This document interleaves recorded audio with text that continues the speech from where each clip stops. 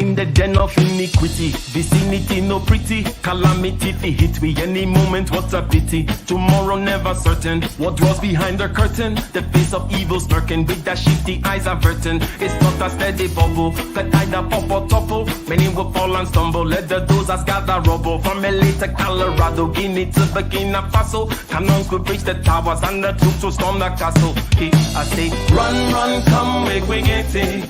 Because the peace that is bestowed upon the meek is overrated. So run, run, come, make we get it. Calling all your daughters and your sons, we come forget it. I say, run, run, come, make we get it. Because the peace that is bestowed upon the meek is overrated. Lord, run, run, come, make we get it. Calling all your daughters and your sons, we come forget it. With the rubble steady rising, and hearts are compromising. Convictions here are stifling, making evil appetizing. The fists are steady forming, and countenance is falling. Defenses are withdrawing, possibilities are falling. In these your circumstances, evil will make advances. Pick up your sword and lances, and be sure to take your stances. Victory is never promised, the battle is upon us. Gather the brave and honest, and the righteous in your corners. Hello, hello, hello. Welcome, welcome, welcome, ladies and gentlemen. My name is Ike. Welcome to my channel. Let's get one thing out of the way. Go ahead and click that like button. Click the subscribe button if you haven't already. And click that bell button twice. Loneliness, alienation, separation, the feeling that there isn't a sense of community out there in the world is a concern that we hear recently, right? We talk about social media and how it separates us. We talk about the fact that people don't know their neighbors. And there is a general self-reported feeling of loneliness, and perhaps tied to that self-reported feeling of unhappiness that we hear about in the media. So is there a loneliness epidemic, a loneliness problem? Okay, that's what we're going to look into today, ladies and gentlemen. Okay, with our typical guest here on Wednesdays on the review, Joan Quinto in the building. Go ahead and check out the channel. Hey, hey. For those, for the moderator, please, Erin B, go ahead and drop her channel. Okay, do that every Wednesday. Drop Joan's link in the chat so that people can go and subscribe. So, how's it going, Joan? It's going well. You know, can't say I feel lonely, but things are going well. You know, there's enough to keep me busy from feeling this sense of loneliness. Okay. So you don't feel it, but if somebody were to tell you, hey, there's a loneliness epidemic out there, as this video, which we're going to share, is going to elaborate on to us, and that there are people self-reporting, for example, that they're feeling lonely, how does that strike you? Would you say, I don't know these people, or they must be lying, or I don't know, or let me ask you this. Because you say you probably never, like, because they're saying that people feel lonely regularly. That's the kind of thing, and that's the poll I have up there. When you come and click, okay, yes or no, you feel lonely regularly or not. But what do you say about the people who self-report as feeling lonely? I can understand where they come from. I mean, yes, I've definitely had my periods in my life where I felt lonely, but you know, after some self-discovery and self-awareness and learning how to be present and, you know, not depending on external gratification or whatever, I can understand why people feel lonely these days, especially with social media and with all these social apps and just seeing what everybody else is up to and just feeling like they need some sort of validation from a social group. And I think that's where a lot of that comes from. If people feel lonely, I can understand why. And you're saying that you went through a particular phase where you remember that this was perhaps a peak of loneliness in your life, right? And then that you were able to go from that lonely place up into this place where you call more self-awareness, maybe more self-actualized. Perhaps. So in a manner of speaking. Yeah, I definitely went through a phase where, especially when I first moved to LA, I definitely felt lonely because I didn't know I mean, when I first moved to LA, I knew people, but I didn't really know that many. And at the same time, I was still trying to figure out what I wanted to do with my life. And so when I didn't have that sense of purpose, I felt like I needed people around me to feel a sense of purpose, you know? So I found myself wanting to do things with people every week and every other day. And that was definitely a period where I felt like, I felt lonely, when I first moved to LA. And then after that, I figured out some things and created a path for myself and how I want my future to be. And, like I actually prefer spending time by myself. So the idea is just like food, okay? Company, right? The company of others can be something that people use to mask over certain other kinds of feelings that certain problems or issues, things we need to deal with. Okay, maybe we need to deal with problems of identity, problems of maybe we have economic issues. Yep. Maybe we have other psychological injuries that we need to heal from or whatever it may be. And then rather than deal with those, we say, hey, let me go out there and go out with people. Let me do social activities. Let me find people in the city. Let me connect, right? Let me get on an app and get on Tinder or something, whatever it may be. So, okay, that's a fair point. That's a fair point. And I think that overall, when we look through this video, that point will come up again, ladies and gentlemen. We're talking about a loneliness epidemic, and we're about to see some numbers that purport to substantiate this fact, ladies and gentlemen. Go ahead, click that like button again as you come in. Click the subscribe button if you haven't already. Fair use. Let us go. I was supposed to meet a friend here today, but I think he's 10 minutes late right now and I don't see him, so I hope I didn't get ghosted. Your call has been forwarded to an automated voice messaging system. Almost everyone knows what it feels like to be lonely. And in 2018, nearly half the U.S. population reported feeling lonely regularly. Loneliness is a major threat. Nearly half the U.S. population, okay? I believe he said 2018. Nearly half the U.S. population reported feeling lonely regularly. Now, for example, I would like to see what the breakdown of that is. Is regularly in the middle, or is regularly an extreme form of feeling loneliness? You know you get what I'm saying, because they probably put a range. In how lonely would you say? Would you say you feel lonely always, regularly, seldom, right? That kind of thing. So it is interesting. Anyways, over half of the population saying that they did feel lonely. And remember, ladies and gentlemen, we already said, and Joan already acknowledged that in her life, she understands let me not use certain obscure terms, but she understands the appetite side of the loneliness problem. That maybe if you deal with that appetite of wanting to feel this, whatever it is, feel this void, right, of connection, maybe you can actually quench down that appetite. Maybe that appetite is a symptom of something else, or it's a problem that you need to deal with, and then you may end up turning out on the other side, maybe liking to spend more time by yourself, as Joan said. But regardless, we're going to look at some other objective things. Like Joan, you mentioned social media, for example.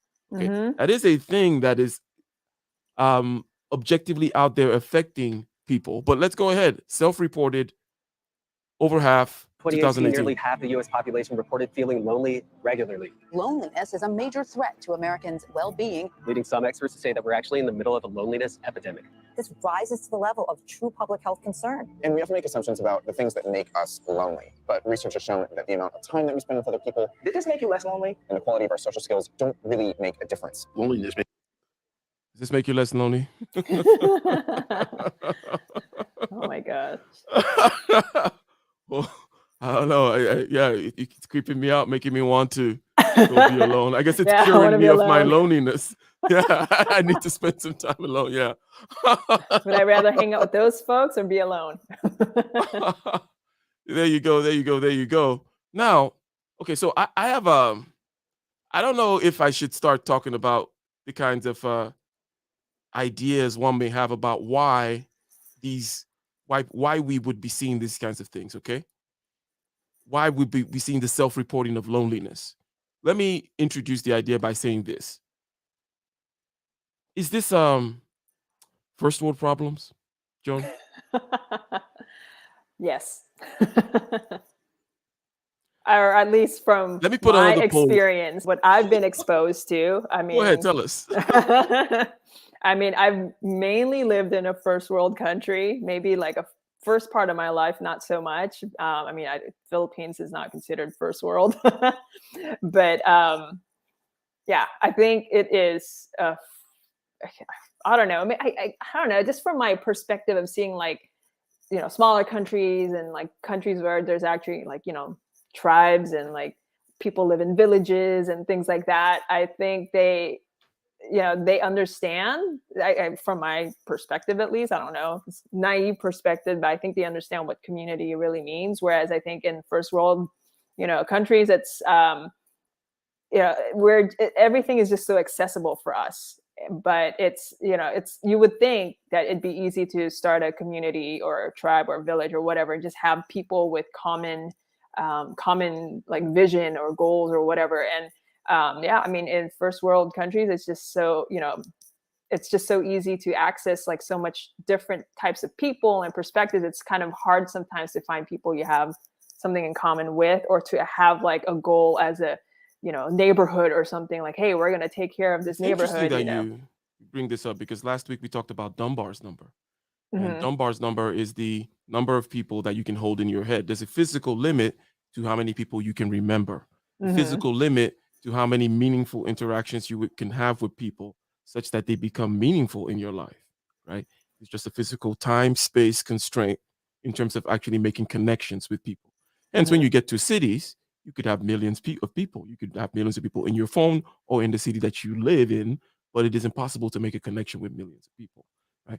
And they actually end up having this other effect, which is called the diffusion of responsibility, which makes it mean that a crime could be committed in the middle of a city, and thousands of people would just walk by; they wouldn't do anything. But if it was a small village, people would come into and help. Right? The fewer the people, the better the behavior it tends to be. The fewer the people, the more the connection. So you're adding here objective aspects as to why it would be the case that people would be reporting this loneliness, right? That we're coming into modernity, and it's a first world problem that if you go to certain parts of the world where they've taking care of, or where they're still busy kind of taking care of the food, clothing, shelter, security, family, belonging type thing. But here, when you have all that taken care of, which is a big part of the definition of first world, right? Is food, clothing, shelter, safety, generally taken care of. Okay. Now what? Okay. And then when you get there, just like you described in your life, when you get there, in order to get to the next phase, which Maslow calls self-actualization, perhaps there needs to be a valley of loneliness that everyone needs to cross, right? And that not everyone is going to get to self-actualization, by the way. So there's going to be just many lonely people in first world countries. Again, let me repeat myself. First world countries are places that are economically, shall we say, if people have been given the chance to have food, clothing, shelter taken care of, the lower needs of Maslow's hierarchy about taking care of the external environment, feeling warm, having a full belly, having clean water, right? And then you get to the level of companionship and family and belonging, identity, all that stuff. And then you're building up to the level which is called then self-actualization. You'll notice as you go up that ladder, it becomes a little bit more selfish, okay? By the time you get to self-actualization, it's more about you and your problems, first world problems, in other words. Hence, as a society takes care of the lower parts, it starts dealing with these first world problems of people talking about their psyche and needing safe spaces and perhaps feeling more lonely, more unhappy. Hence goes, hopefully I'm making sense, John. Oh yes, I'll just have to repeat this live stream later to not make sense. I'm just kidding. No, yeah, no, totally. I mean, it's that whole idea where everything is provided for us in first world countries. So we don't have to think about, oh, who can I count on for firewood? Who can I count on to I don't know, sell me some flour? Like like things like that. Where I've seen that happening in smaller villages. Let me think. Like when I was in Nova Scotia, I was staying in an island, it's a small community, and like there was the go-to for firewood, there was the go-to with a pickup truck, there was the go-to in the village that shoots ducks, you know? And everybody just knew who they could go to for certain things that they needed. When we needed to like catch a ride because you know, we didn't have a car, there was somebody we knew we could call because they were always home, you know, like that kind of thing. And it was like a small village of people in Nova Scotia, and everybody just knew who to call. So it, you know, has that sense of community. It has that sense of like, oh, okay, I know who I can count on if, you know, we need to do something or like something goes wrong. So I don't really think we have that in modern society. I mean, I'm sure, yeah, you can go to Home Depot and get all the things you need. You know, you can get a Lyft, you know, like your Uber or whatever to catch a ride if you're, you know, too drunk to drive somewhere. But we have all these conveniences, but are we really making a connection with these people that pick us up in an Uber? Are we really making a connection with the guy at Home Depot who cuts your wood for you? You know, like, I don't think we have that because it's just, yeah, it's so convenient that we just take for granted what we actually have. Whereas in smaller towns and villages, like we don't take people for granted because we help each other out. We have a common like goal or vision as a community, is like, hey, we're in this together, you know, that whole thing that they say. 100%, 100%. And when you have a this that you're in it together for, it's usually something that is tangible. You're like, yeah, you know, if we don't band together, we can't survive. If we don't band together, we can't till the land or hunt the animals and all that kind of stuff. Anyways, ladies and gentlemen, as you're saying, whom do you depend on for the milk, the honey, the shoes, the leather, the firewood, and all these other kinds of things, the transportation, the Dunbar number effect. Ladies and gentlemen, again, please like the button. I mean, like the stream, if you will. Okay. And go ahead and subscribe to Joan's channel. And by the way, Joan, are you sharing the stream? Let me call you out. Are you Oh, actually you're sharing? Oh, I Are you do when sharing? I remember to. You should go ahead and click the share button, okay? Because I hope you've clicked the like button, okay? Oh yes, I'm going to like it right now. And then you click the share thing and you share it on your community tab. That's that way people can come listen to the wisdom of Joan over here. Ladies and gentlemen, let's continue. Maybe a greater fear than death. So why do so many of us feel lonely? And what should we do about it?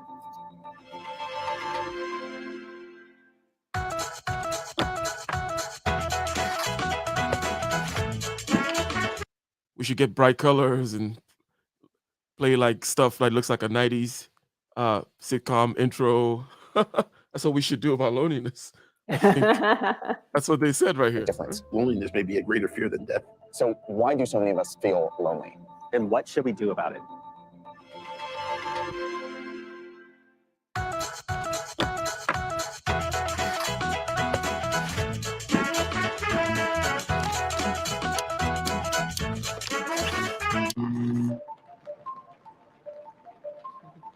So how many friends do you have? Like close friends? Probably like 10 or 15 really close friends who I like talk to weekly at least. Wow. But I do feel that changing. Got out of college pretty recently, and a lot of these people I'm starting to not see that much anymore. When I got out of college, I would say I had 8 to 9 good friends. Yeah. And out of those 8 to 9, only 1 is left. It was a guy. Do you have long-term friends that you still keep in touch with? Has the group gotten smaller over time? Or have you had like a constant similar size group through your life, would you say? That's interesting question, because I can't really, I mean, it's kind of a hard one to answer now because, you know, a lot of things have changed in the last couple of years, especially with my network of friends. You know, unfortunately, the last 2 years has kind of brought out I don't know if it's like the worst in people or the real side of them, or what really can break people apart. And I definitely saw that in the last 2 years. I have my friends that I've been friends with since high school or even prior to high school, and they've all moved on with their lives and we just have nothing in common anymore. But I think something about the last 2 years have changed that even more so, where I definitely noticed that some people that have been in my life have grown distant, but I also myself, you know, have grown distant as well, because I'm just trying to focus on myself and not trying to please everybody.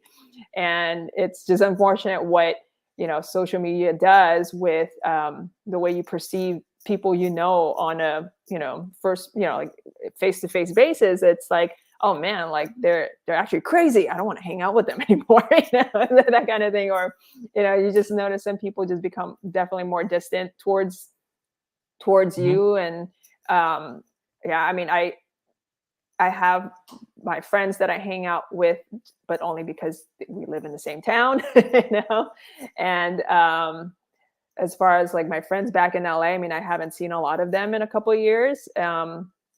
And I don't know if it's just the distance or it's because, I mean, everyone's still afraid to hang out with each other, which is kind of interesting.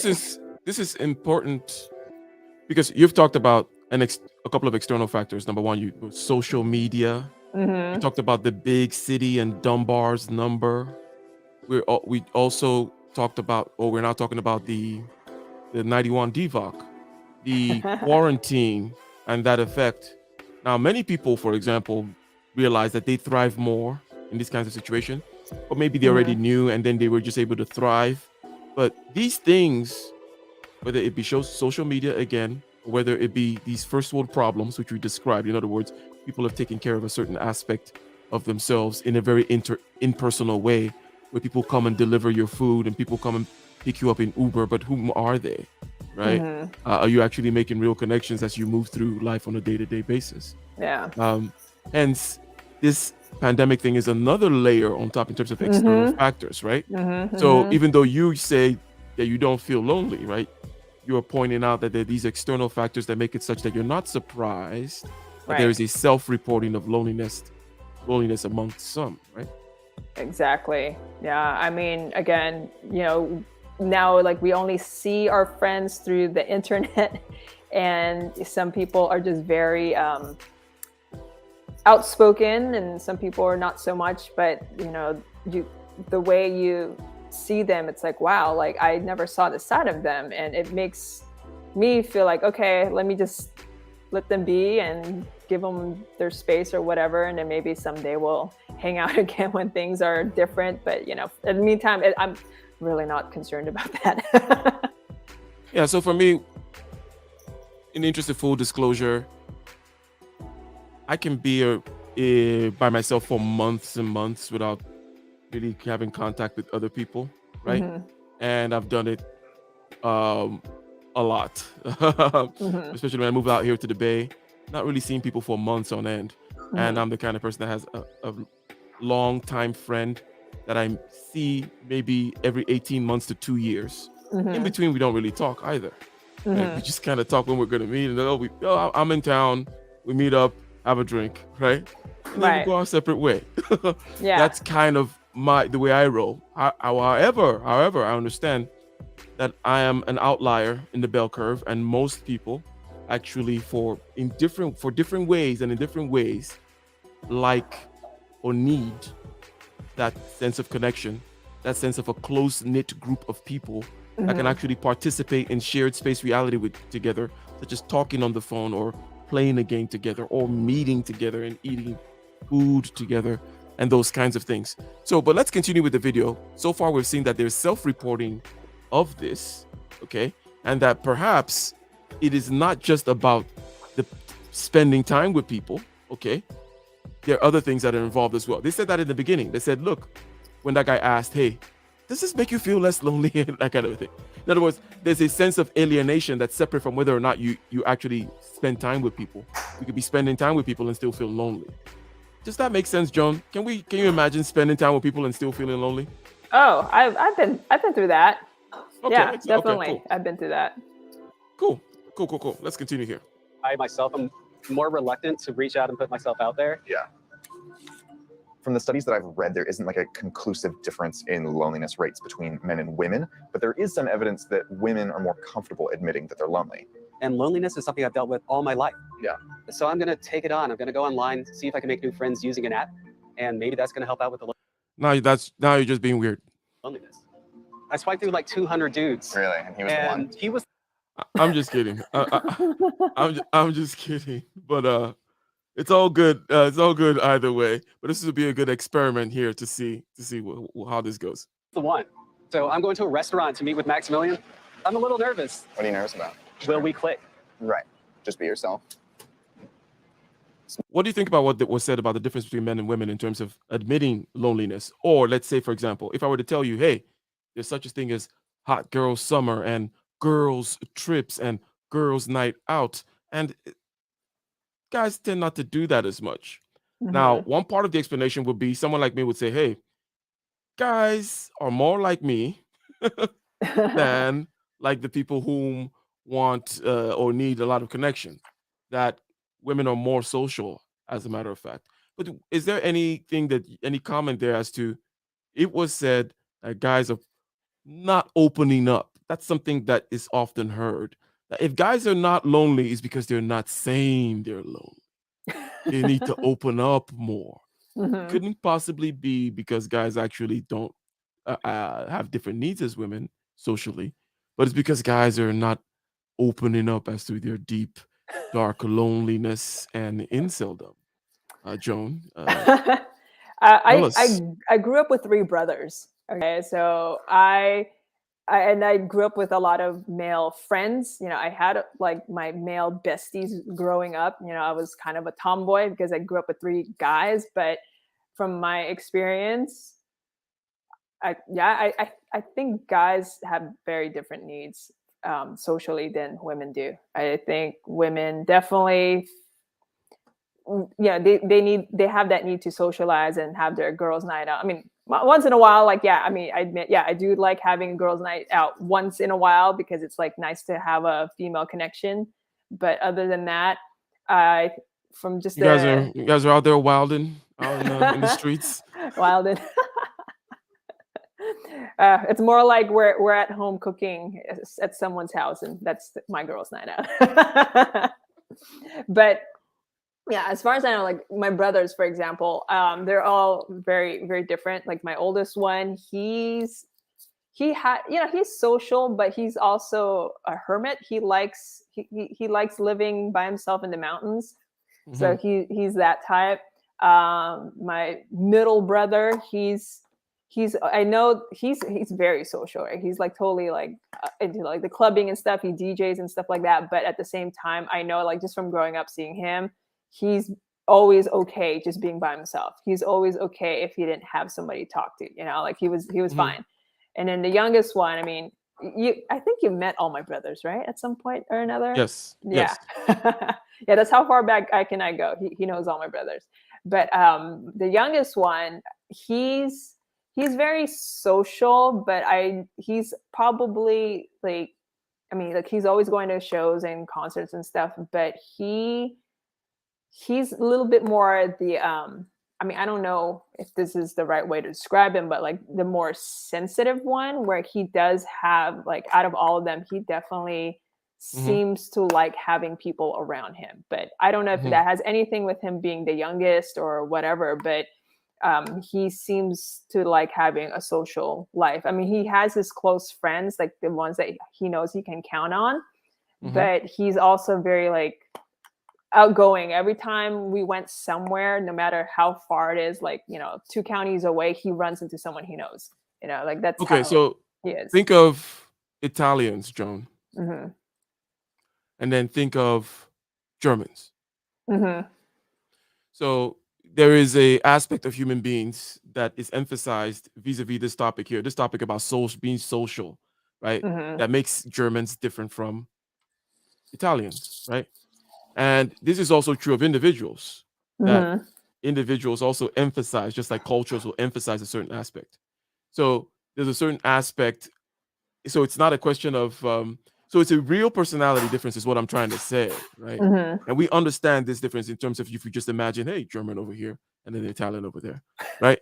But that's a good point. But this idea that, hey, you know, I understand that maybe men may be less likely to do certain kinds of things, but is it because men are just suppressing their emotions? There's that idea out there. And I don't know how much you've noticed it, Joan, that men are suppressing their emotions. Men are toxic in terms of their Oh, that word approach to toxic. In other words, that masculine psychology is essentially problematic, which is another crazy word, right? Masculine psychology is problematic because it doesn't open up, because it's not confessing that it's lonely every second, for example, which was just kind of in a very sly way introduced here.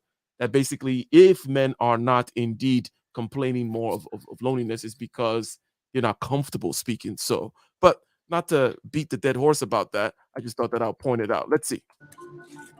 From the studies that I've read, there isn't like a conclusive difference in loneliness rates between men and women, but there is some evidence that women are more comfortable admitting that they're lonely.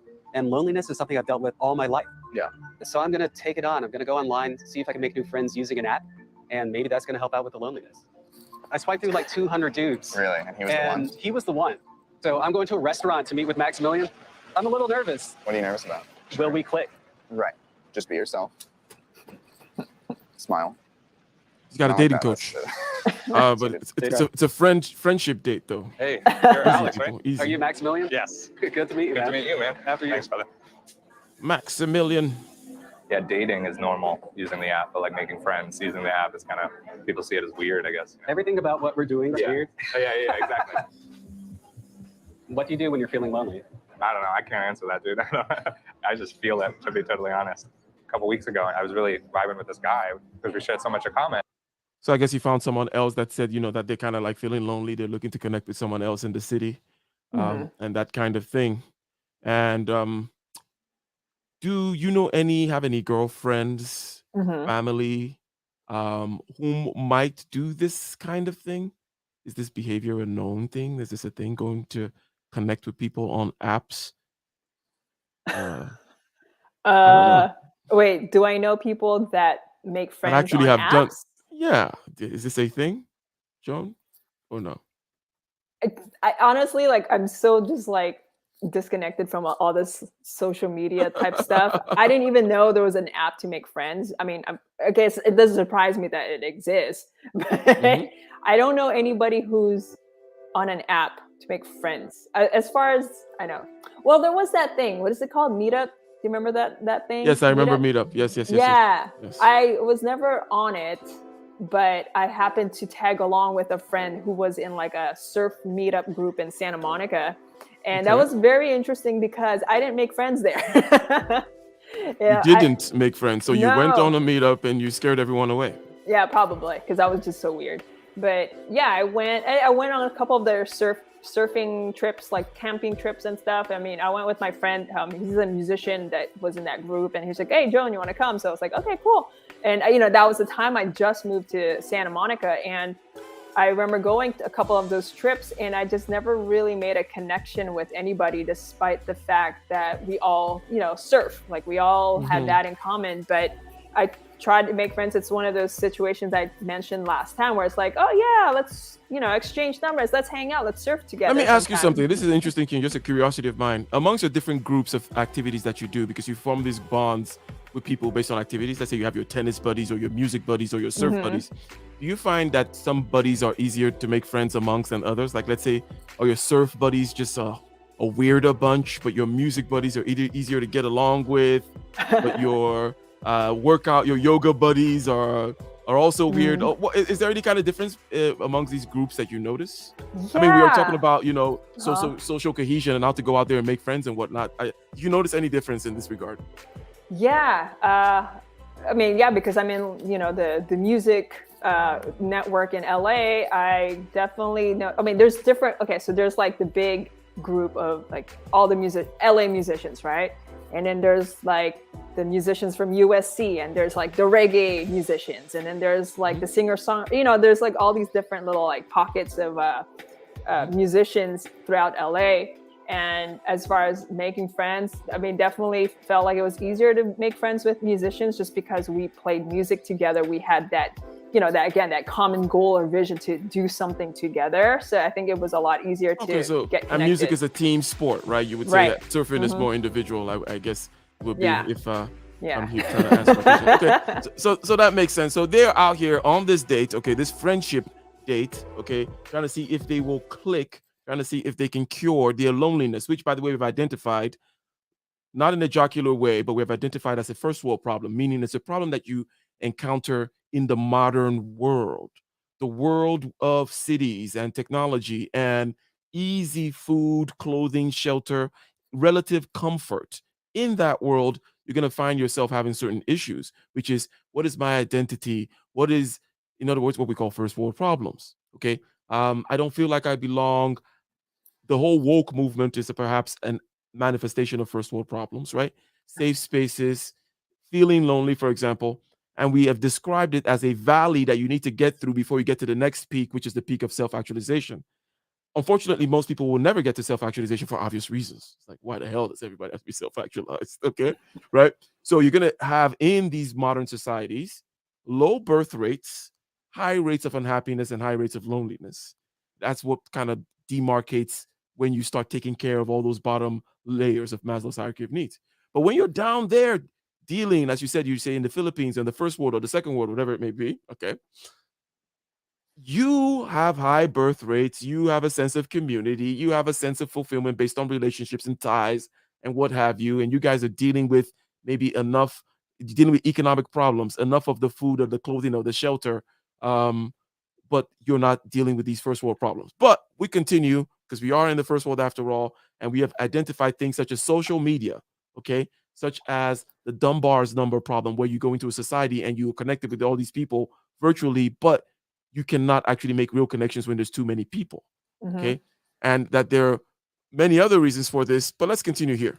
And so I was just like, hey, we should hang out, like in the middle of a conversation. And he was kind of taken back by it. I could tell, like he wasn't disgusted, but I just feel like nobody's ever said that to him. Like, No. I've never heard somebody say that before. And it takes a bit of time to break down those barriers, you know? It is a little more difficult because it's like, are you going to give up that masculinity by becoming friends with this person?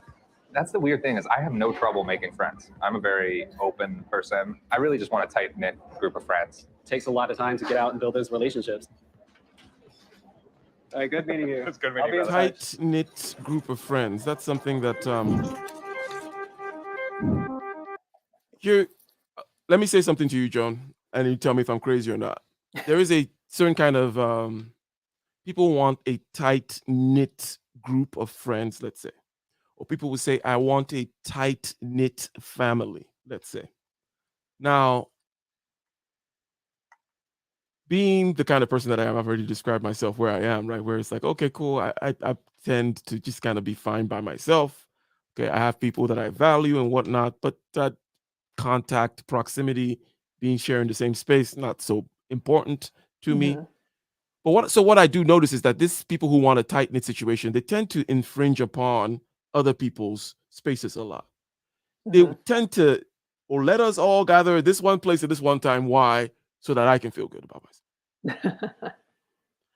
Does anyone in the chat get what I'm saying here? Does it make sense? Okay. Can we get a 1 in the chat if you understand that these people who talk about, well, I want a tight-knit group of friends, I want a tight-knit family, they tend to go out there demanding a lot from people about how they should be and where they should be and how they should communicate and where we should all gather and what's normal about this, that, and the other, and what we should all do when we go to Vegas next time, and have the whole itinerary planned out for you. First, we're going to do this, and then we're going to do this, and now 12:30, we're all going to get that massage, right? We're all signed up for the massage, and then we're going to do this. Tell me I'm not crazy, Joan. Go ahead. Yeah, no, I mean, you're crazy, but you know, that's not a crazy idea. So I've been through, again, like phases, right, where I felt lonely, but I overcame that loneliness when, you know, I went through my period of self-discovery, which I'm still going through. But at the same time, when I was younger, I definitely had like a tight-knit friendship with somebody, and I did that exact same shit where it's like, oh, let's go to Hawaii. I'm gonna make an itinerary. At 12:30, we're gonna have ramen here. At 6:30, we're gonna have sushi there. Like, I've done that, you know. And I definitely had that kind of friendship with you know, with certain people, but like now it's like I don't really talk to them anymore. And again, people just we you know, it's I think I've just accepted that it's normal that people outgrow each other. People change and people stay the same. I know I've changed, and I know that people have different interests as they get older or wiser or whatever, and it's not surprising to me, and I've just accepted that about people. So that's why it's not hard for me to see some of my friendships become more distant. It's because we just don't have that much in common anymore. And that doesn't make me feel lonely or anything. I just accept that as it is. And, you know, as far as like wanting the tight knit group, I mean, I can't really say I had a group where I was like, oh man, we're so tight, you know, we can, you know, like plan everything, do everything together. And no matter what, you know, it's like, you know, I see them every week. Like I never really had that. I mean, I maybe had a period of that with some church friends, but they were also musicians. So that, you know, but we saw each other just because we played the gig together, you know. But as far as like, you know, the kind of friends I have now are like, you know, like you, like I haven't seen you in years, or like, you know, people that like I know that we're going to be friends no matter what, even if we don't see each other for years. A lot of my friends are like that these days, you know. I mean, would you call that tight knit? I don't know. I mean, you know, you and I don't call each other on the phone and be like, hey, what's up, Ike? Yeah, so there is, and again, you're also kind of emphasizing this personality layer, because the people who said one in the chat, okay, who said those people who plan activities for everyone are annoying, okay? The people who say that we're a minority, generally speaking, okay, then there are these people who plan, and then there are most other people who don't mind being part of the plan, or who don't mind, you know, doing things together. Me, for example, the mere word "we" in the middle of an activity, where like, what are we gonna do, or something like that, just turns me off. Like it's just a mere, like, why, you know, like, well, come on, like, why are we talking about why we try? I'm very much a cat. That's what I'm saying. Okay, You're a cat. I'm a cat. I'm gonna admit it. It's a problem that I have. You're gonna deal with me. You're dealing with a cat, more or less. And you know, not to get into the woe is me, I'm a cat problem, but there's a whole unfortunate thing about cats, is that a cat could actually be a cool cat. Let's say, right, in person, you know, he's actually a cool cat. He's a cool dude, but I understand that from afar, that aloofness of cats. I get what we look like. You know, I look a little cold, off-putting, like whatever it is, kind of.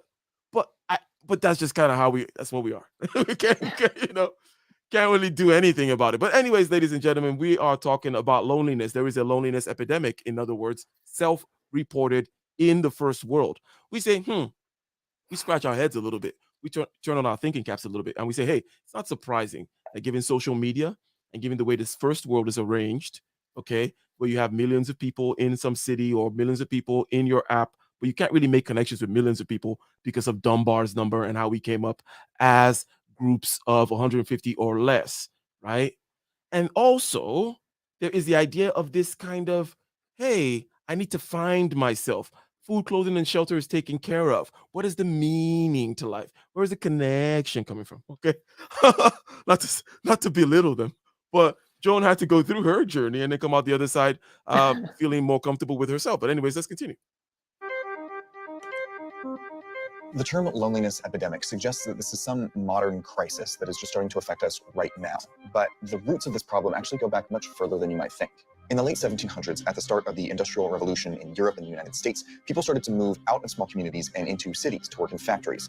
It's around then that you first start to see the use of the word Okay, so they're going to explain all the things we've been saying before, but they're going to, what I anticipate is going to about to happen is all the things we've been talking about the mechanisms of creating a first world, okay, and how this first world creates first world problems. They're about to explain. Okay. Loneliness in English printed works. Loneliness became the first word to describe the experience of being alone.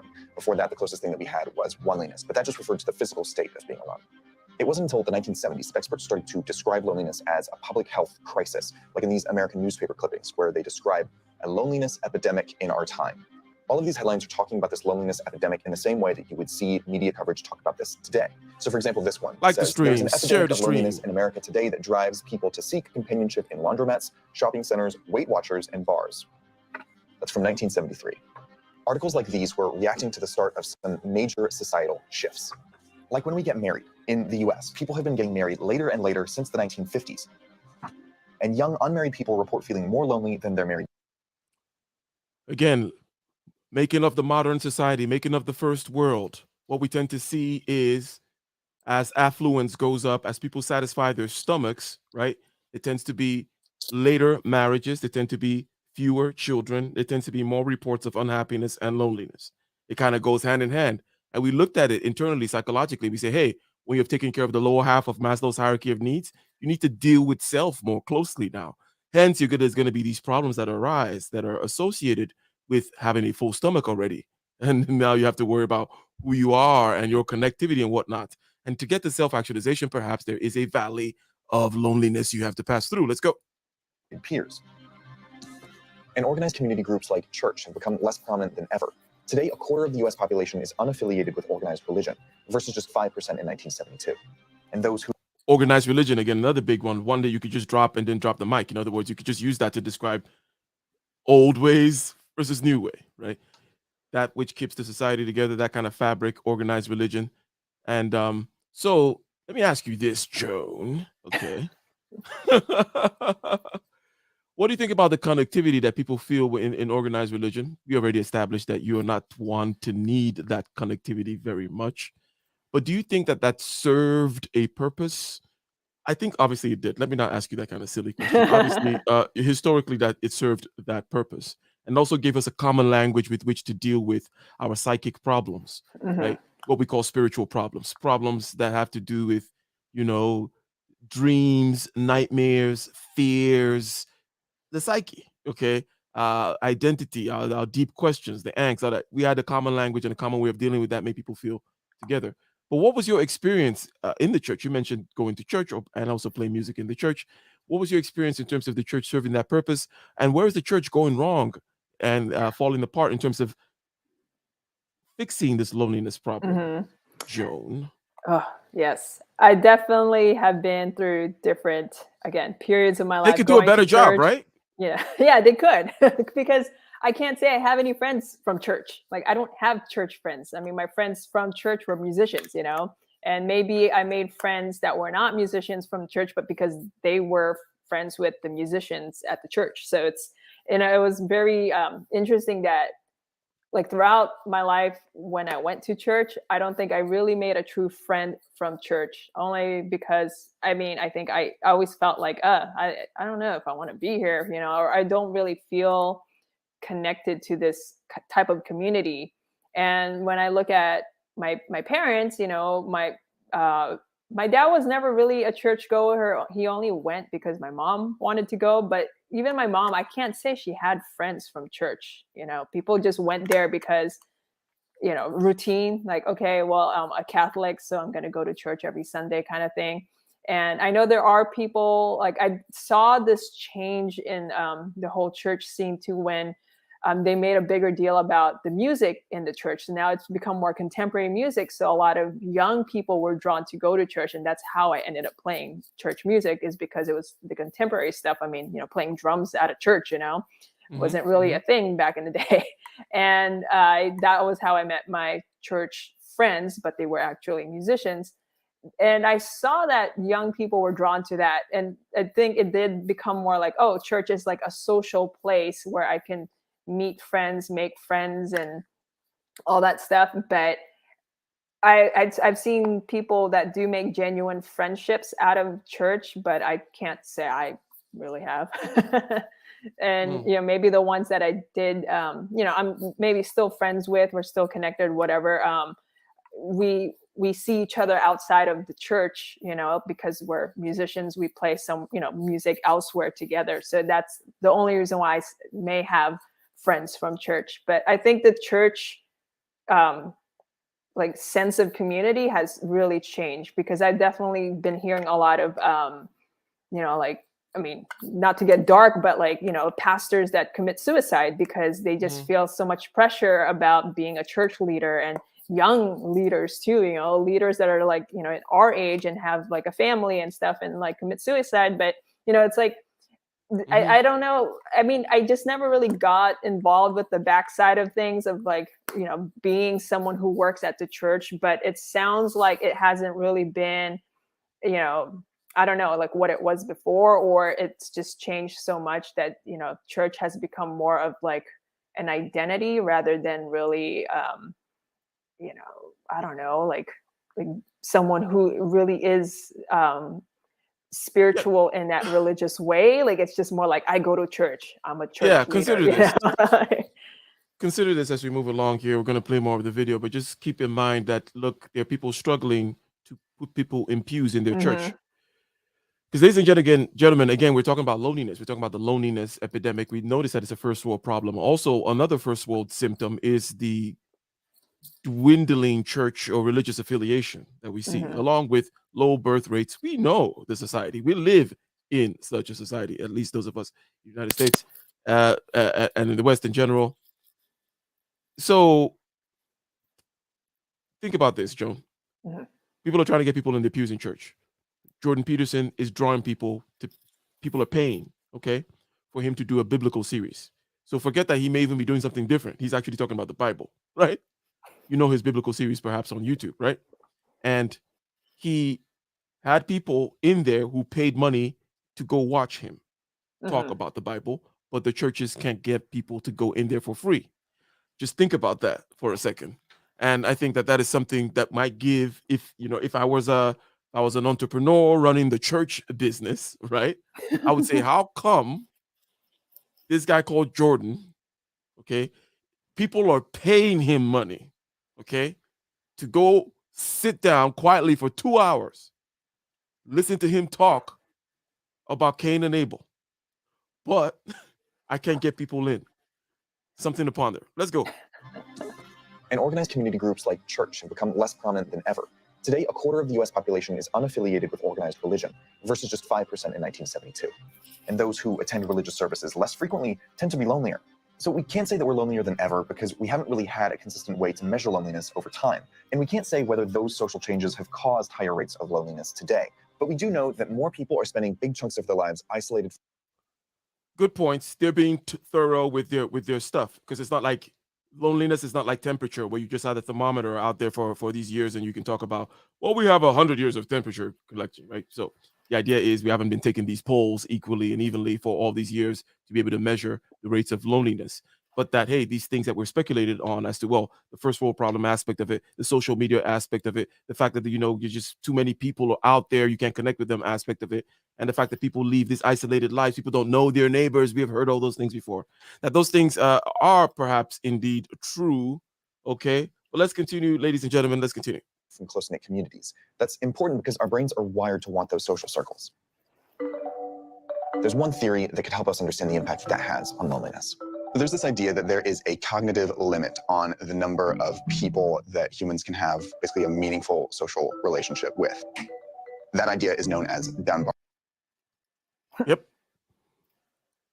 Number. The guy who came up with this, his name is Robin Dunbar. What he did to find that number is he basically looked at average brain size of different primates and average social group size, and he made sort of a trend line based off of that and extrapolated that humans probably are meant to be in a group of about 150. And when he double checked that with modern hunter-gatherer societies at the time, it totally checked out. The average number was about 148.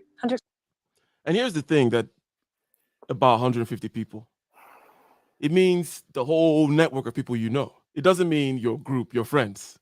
It means some of your close friends, and then your family, and then maximum 150. That's kind of the group size that you're comfortable in. And as it gets bigger, it gets stranger. You start feeling lonely in the middle of this sea of people because you cannot physically have enough consequential connection due to enough consequential experience and time spent with them for it to be meaningful to you. For them to be meaningful to you. And you just don't have the brain capacity to store up all that information about all these people.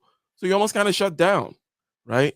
So the idea is the entire group, everyone from the priest, the pastor, the other families over, blah, blah, blah. The whole band is 150 people. And that's kind of what we're comfortable with. We'll check that with modern hunter-gatherer societies at the time. It totally checked out. The average number was about 148. Hunter-gatherer societies were usually 150 people? Yeah. Huh. But Dunbar's number is really a set of numbers. So there are a whole bunch of subgroups within this. So the first number is 5. This is kind of like the family and friends that you are absolutely closest with. You tend to spend about 40% of your social time with these 5 people. I want to know who these people are for you. Yeah. You're going to make me name check them?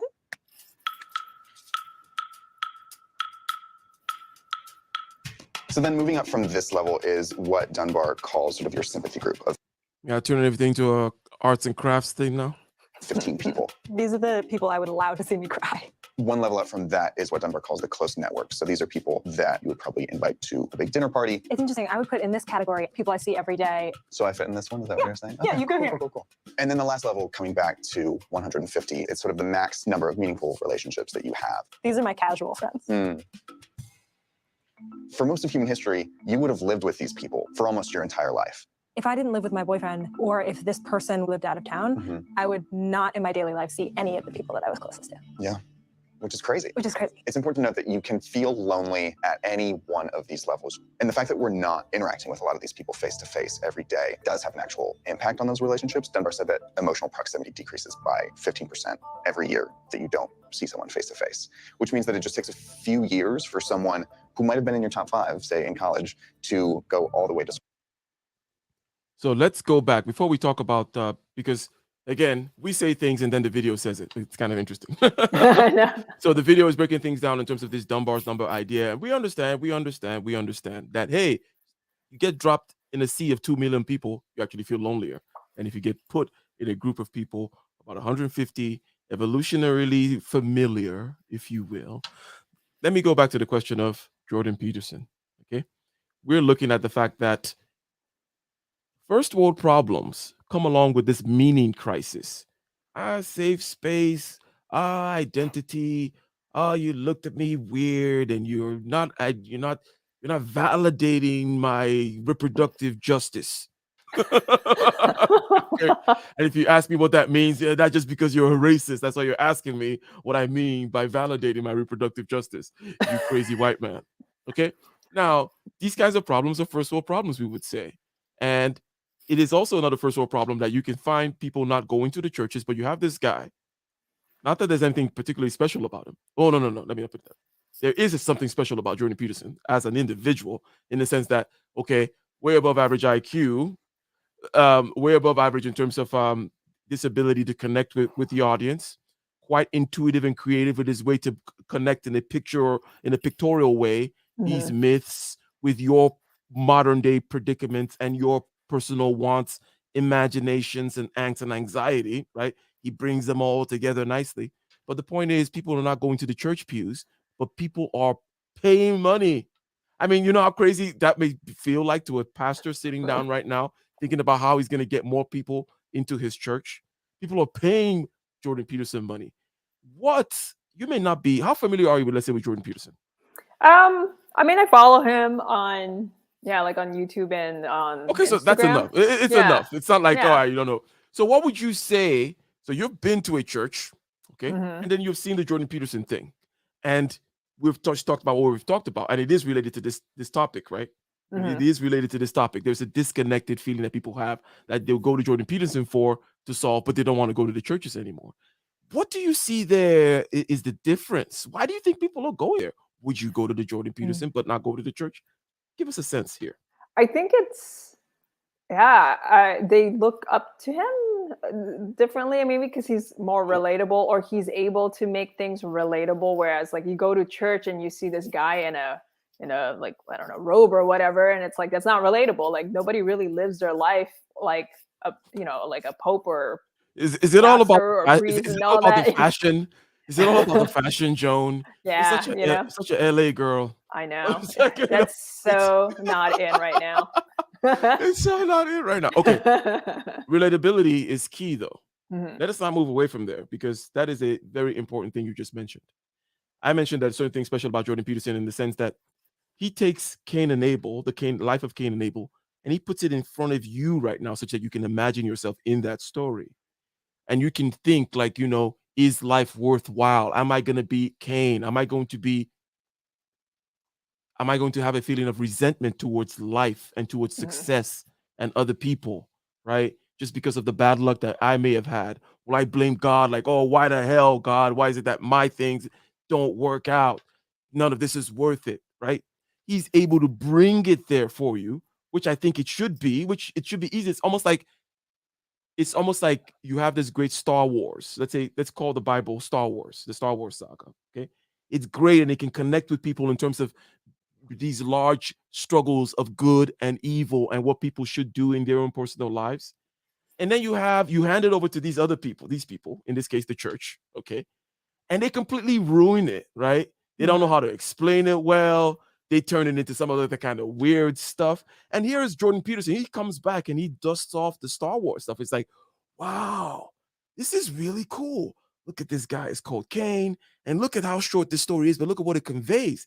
Basically say that Cain hated Abel. And look at what God told Cain here. Don't we understand that? And blah, blah. And he spends a whole hour looking at a paragraph of the Bible with people quietly sitting there listening, paying him money, while there's something not relatable at all about the way most of these people are talking about the same text these days in their pews, right? And I don't want to go to that level, but I cut you off when you said the idea of relatability, okay? Why do you think that the church is not being relatable? This is not about the church again, but it is about this whole idea of modern people not finding meaning in the structures of their own society, in the structures of their own being. They start to get lonely, they start to get sad, they start to have less kids, they start to marry later. Okay, they start having first world problems of all kinds. They start to not go to the church, but they will go to a Jordan Peterson. And I say, hey, if I were a business person, I would look over there and be like, what's going on over there? Can I replicate a little bit of that thing? And why aren't we doing that? Why? It almost seems like a bureaucratic thing over there on this side, on the church side, where, you got to do these things and check the boxes. And Jordan Peterson is like making it actually real. Let me say one thing that maybe even sound crazy. It almost is like Jordan Peterson believes it more than the church people. Does that make sense, Joe? No, absolutely. Because with people in the church, religious people, they were either, born into it, or like they were the chosen one, or whatever that, however you want to call that. But, with me, my exposure to church was forced, like I didn't one day wake up like, I want to go to church. And I think church has become more of a chore for a lot of people. And therefore, the people that go to the church, whether it's, the people that attend, or the people that work for the church, or the people that are actually like the pastor and all that, like, was that something that they were just kind of, thrown into or forced into growing up? Or is that something they truly believe in? With like at Catholic church, like the ones that wear the robes and all that, those priests, like, do they actually live the way they speak? And do they actually, it's just, I have a hard time imagining like what their day-to-day life is. And that's not, like my perception of how they live their lives is like relatable. It's not relatable. Yeah. I have the perfect video for us that maybe we'll review one day, but it's in the, it's up in the clouds, right? If you know what I mean. For our, it's going to be heady, but basically it's Jordan Peterson talking to some Catholic priests. And the problem is almost like right there in front of your face. You'll see it happen. Jordan Peterson will be saying something like, he's like bringing it to like, you and me here right now. Can we feel the essence of what the problem this verse is trying to say? And he does his hands thing, right? You see, from the top, it's like and then it proliferates, blah, blah, blah. He's doing that. And then these people, what they say is, St. Thomas Aquinas actually referenced that. He said this, and this about it. Like, they take it into some kind of old, weird academic, it was written before. It's almost like everything Jordan Peterson says, they say, oh, yeah, I agree. We say that too. As a matter of fact, here's where we said it before. It's like, dude, he's trying to tell you about right now in your life. You're talking about something that's old and dead.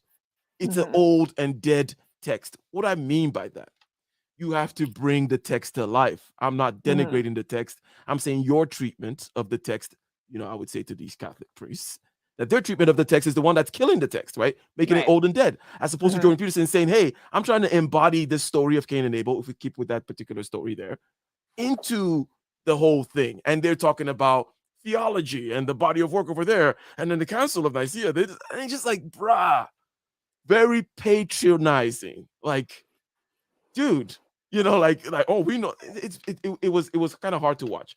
But anyways, go ahead.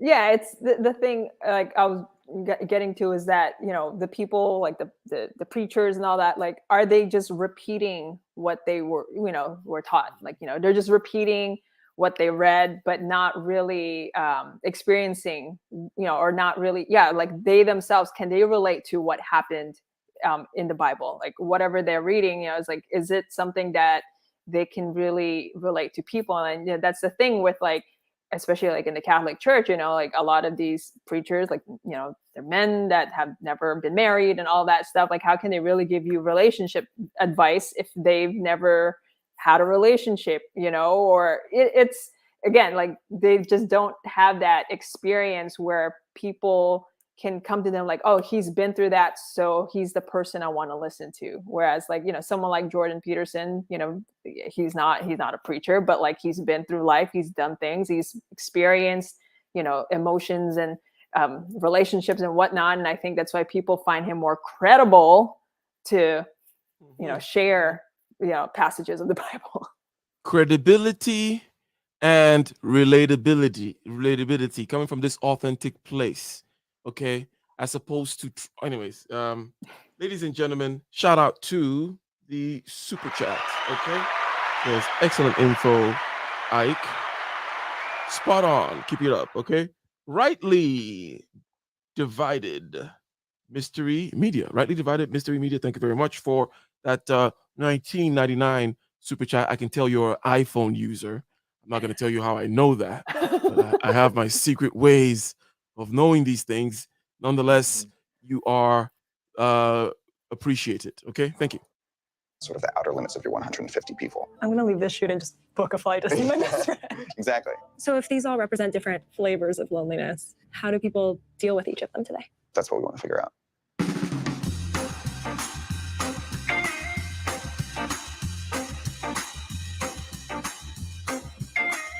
We're here in Branford, Connecticut, talking to a group of people called Romeos. That stands for Retired. By the way, ladies and gentlemen, besides just identifying the whole Dunbar's number idea, it's basically they're saying that you can feel lonely in all these layers. And maybe you're good with your cool 5 friends, but you don't have a bigger network. Does that make sense, Joan? That, you know, maybe you're lacking maybe you need a bigger professional network, let's say.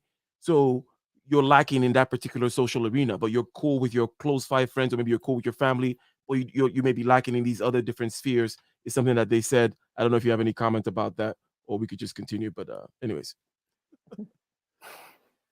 Tired old men eating out. There's a really strong appeal to groups like this. Research shows older men are more at risk of social isolation when compared to older women. A lot of these guys miss the connections that they had either growing up or in school or in their working life. These guys need to go to the gym first and foremost. They want to find a way to maintain those kinds of friendships in retirement. I think I know their problem right here. Okay. I could solve about 80% of their problems, okay, by giving them a simple exercise and diet regimen to follow, and they wouldn't have to be meeting each other here, feeling lonely and depressed with their breadsticks and such. When I retired, I tried to get in a few things, but nothing seemed to click. Most of the wives have book clubs, bridge clubs, garden clubs. And this group was just perfect. We just get together and we shoot the breeze, and it's a bunch of very nice people. Are there moments for all of you that stand out that kind of brought you here? Sometimes it's a relative will say, I'm concerned about so-and-so being lonely. We get those kinds of contacts all the time through our website. I became involved with the Romeo group through my granddaughter, who did research and contacted Frank. Because of my loneliness, she convinced me to join the group, and I'm glad I did. And you weren't sure about it at first. You came very reluctantly to the first group. Loneliness may be a greater fear than death. During the day, even if you're a widowed guy, you'll find things to do. When you're home at night all by yourself, when you close that door, no matter how much family you have, there's some point in time when you are all by yourself and you won't know that sense of loneliness until you're there. It's just there's a void. It's like there's a part of you that's been taken from you and there's no way to replace it. So, you know, a place like this takes the edge off of it. This is kind of a depressing conversation. Yes. But normally when we get together, we have a bunch of yucks.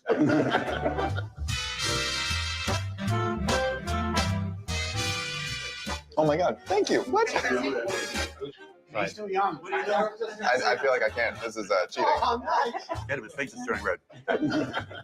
Speaking, I guess, to me as a young whippersnapper? Young whippersnapper. Okay, go ahead. Are there things that stand out as advice to how to build strong social connections that last throughout your life. I think it's recognizing that that's not the reality. Each change over time is a transition. It's fluid. Each transition is the potential for loneliness or a void or whatever you want to label it as. So I think it's Yeah, good. I kind of figured that at least, right? Because one of the things I made fun of them in the beginning, okay, but these kinds of groups, I know there's a lot of wisdom in there. Actually, because I'm a weirdo, okay, I went to one of these groups similar to like a 12-step group, like 12-step group, the Alcoholic Anonymous, all the anonymous groups, okay, they follow this 12-step kind of program, slightly Jungian in its origin and its roots, and where ultimately it's about this higher power thing that they say. And there's a lot of wisdom in them, generally speaking. And as you can see here, they know about this loneliness thing. It'll be their specialty to know about it, right? So they're saying, hey, you have the wrong idea thinking you're going to build a strong network that's going to last, right? That no, the idea is to understand that these networks will break down over time. And as they break down and morph, it's a new opportunity to feel lonely as you go along there. So that was a good point. recognizing that that's not the reality. Each change over time is a transition. It's fluid. Each transition is the potential for loneliness or a void or whatever you want to label it as. So I think it's recognizing that's going to happen, and it's in you to make the difference. Okay. On a high note there, we're going to start landing the plane, Joan, okay? Because we're going to keep this nice and tight at about an hour and a half, okay? About an hour and a half there. Bringing the circle all around, saying that it is about you. I'm going to say a couple of words here about how one deals with all kinds of psychological things that may be disturbing you. And the big first step for me, I would say, is to remove the stigma about it from yourself, right? For example, if you fall and you were to hit stub your toe real hard, right? And it hurts just right there at the right part of your little toe, just the right spot. I know that spot. You know that spot, right? Oh my God, that spot. Like it's just like boom, right there at that spot. They're like, gotcha. If you feel pain, Joan, about that, you're not gonna feel bad about yourself. You're not gonna feel like a loser that you're in pain, right? No. So the problem is when you're in psychological pain of any kind, it may be a mild depression, maybe a mild loneliness, or whatever it may be, there is a sense amongst us raised in the modern materialist era to feel awkward about it because this is not actual a material thing, it's a psychic thing. So we don't know what to do with it. We don't know what to say about it. We don't have the common language. We don't want to go to the church anymore because they're telling us weird stuff, right? We can go to Jordan Peterson, but there's not enough of him, that kind of a thing. But we have that sense of not being comfortable with psychic pain. So the first step is to just think about it that, hey, there are ways of me to stub my toe psychically. There are ways for me to get my head chopped off in my mind, in my spirit, in my psyche. We go around pretending like we don't understand the monsters that lurk in our heads. We pretend like they're not in other people's heads, and we pretend like when somebody flips out, we don't understand why that could possibly have ever happened. We act like, oh, I don't know anything about that. It's almost like somebody falls down the stairs and screams, and we all turn away and act weird and all walk out of the party. Like, I don't know what happened to him. He just started screaming. So I think that the first steps that need to be made is to understand that there is a way to stub your toe psychologically, is a way to injure yourself. The psyche is actually part of your experience of having a body and of having a consciousness and all that kind of stuff. And all that stuff that goes on there within there, you need to be more and more exposed to. It's exposure therapy that you need, whether it be about meditation or it be about taking some psychedelic thing, and then it exposes you to the experience that you're having so that you can become anesthetized, or you can become more comfortable with that internal self is the whole idea here. And this will help you in your loneliness journey. Now, in that part of you talking, Joan, about going through the phase of loneliness and then finding yourself and then needing or not realize that you don't need as much of this companionship, of which I earlier said that perhaps just like food or drugs, that this companionship might be something that people use to paper over other problems that they may have. But did you see any of this kind of growth that I described? The growth of being able to see in yourself, okay, what exactly is going on there within you? understanding your psyche, your mind, your spirit, and its needs, its wants, its desired state of equilibrium, and what have you. Those are my last words. Any comments on that? There's a question in there somewhere. There was a question there. Yes, I think as I was going through those phases of feeling lonely, then not feeling lonely, I was feeling lonely because I couldn't figure out for myself what really would make me feel good, because I didn't know what I truly, I mean, yes, I wanted to play music, but I really didn't have a clear path. And so because I couldn't figure things out for myself, what I wanted to do, where I needed to go, I depended on people to just make me feel like I don't know, maybe a sense of belonging or whatnot. But I mean, of course I do, I do agree. I mean, not agree, but like, I do think it's important to have people you can connect with, because again, we're social creatures. We do need that, people that we can just talk to and just have a common like vision or goal or whatever with. I think that's super important to have. But as far as like what I went through, it's just, I really felt like I needed people to validate me as a person, because I couldn't validate myself, I guess, if that makes any sense. So because I wasn't happy with myself during that time when I first moved to LA, because I just didn't know what I wanted to do. My friends helped me feel, I guess, fill that void. And then, like a couple of years down the line, I definitely started to figure some stuff out. I started reading some books and, started learning what self-awareness is, and realized I didn't have any of that prior to that. And so I, just gotten to the point where it's like, oh, wow, like I actually enjoy my own company. And of course, like, I don't mind seeing my friends once in a while, but I don't need to see them every week. I don't really talk on the phone that much with friends. It's weird. Like, that's something that's happening too. Like, I just don't talk on the phone with anybody aside from my parents, that's it.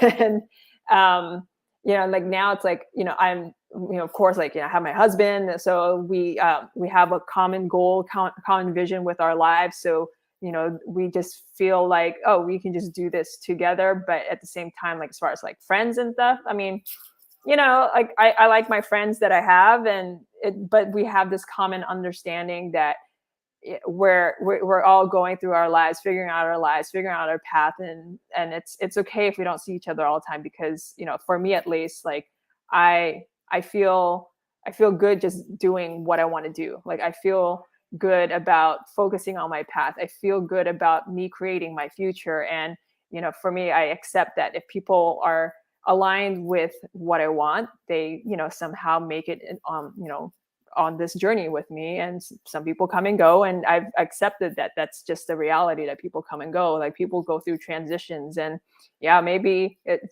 that, like what that guy says, like, you'll have that period of loneliness between transitions. But, I think if you can find people that you have a strong connection with, they'll be in your life no matter what, and I have those people for sure. It's like, we have a connection. It doesn't matter how many years it takes for us to get together, but you just know. And there's the people in your life that you just know will always be there, and you don't have to see them every week. And that's, when you have those people, and you don't take them for granted, like, you would never feel lonely. I don't know if that rant made sense. It made perfect sense, Joan. And until next time, when we'll be reviewing another video, another piece of contemporary media, talking about things that we are experiencing out here, going through first world problems. Maybe we should title our show that, Joan. Examining first world problems. We just go into the news and we find first world problems to examine today. But we are out, ladies and gentlemen. Don't be lonely out there. Peace.